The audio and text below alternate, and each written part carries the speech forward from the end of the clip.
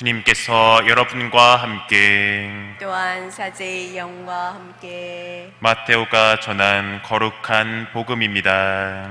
주님 영광 받으소서. 그때 사람들이 마귀 들려 말 못하는 사람 하나를 예수님께 데려왔다.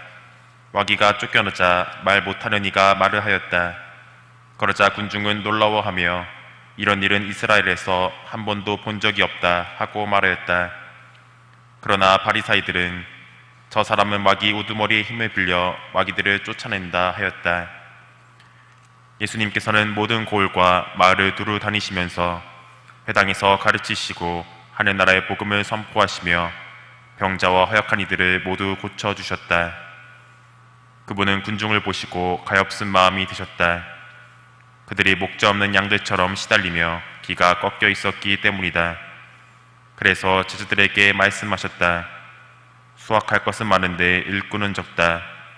그러니 수확할 밭의 주인님께 일꾼들을 보내주십사고 청하여라. 주님의 말씀입니다. 그리스도님 찬미합니다.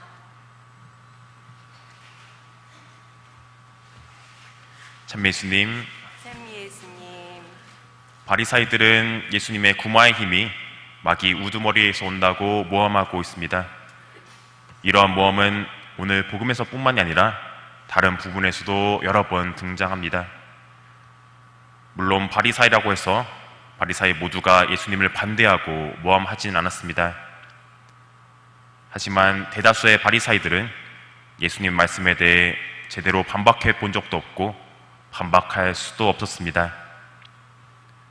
왜냐하면 예수님은 참 예언자적 소명으로 율법을 해석하시고 그에 따라 행동하시기 때문입니다.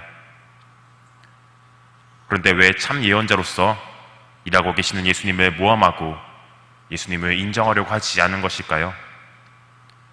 바로 예수님을 받아들일 의지가 없었고 그것을 끈기 있게 지켜나갈 용기조차 없었기 때문입니다.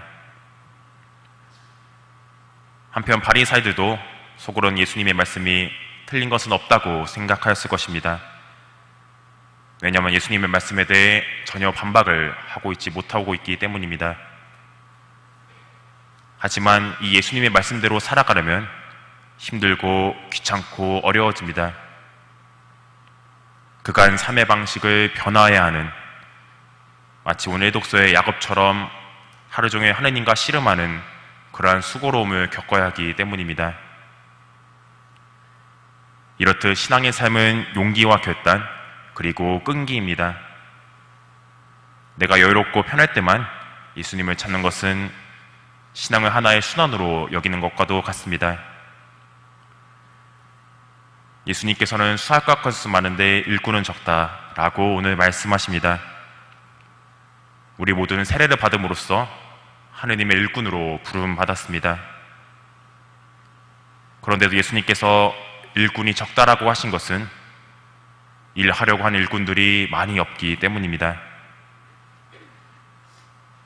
우리가 가정을 위해서 힘들고 어려울지라도 꿋꿋하게 일하듯이 우리의 신앙에 있어서도 하느님의 일꾼으로서 각자 맡은 바를 꾸준히 일해야 된다는 것을 오늘 예수님께서는 말씀하시는 것입니다. 물론 때로 정말 너무 바빠서 기도할 시간이 전혀 없을 수도 있습니다. 하지만 하루에 아주 조금이라도 우리는 기도하는 것이 필요합니다. 또한 내 마음이 너무나도 지쳐 누군가를 위한 희생을 할 힘도 없을 수 있습니다. 하지만 자그마한 사랑과 배려라도 베푸려는 의지가 필요합니다. 이것이 용기와 끈기를 가지고 주님의 일꾼으로 살아가는 것입니다. 오늘 하루 예수님의 충실한 일꾼이 될 수 있는 은총을 청하도록 합시다.